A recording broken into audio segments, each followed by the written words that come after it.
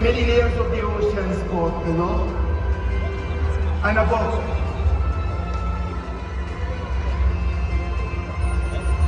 Here we celebrate our bond with nature through the rhythm of sky and sea. So join us on an adventure of discoveries.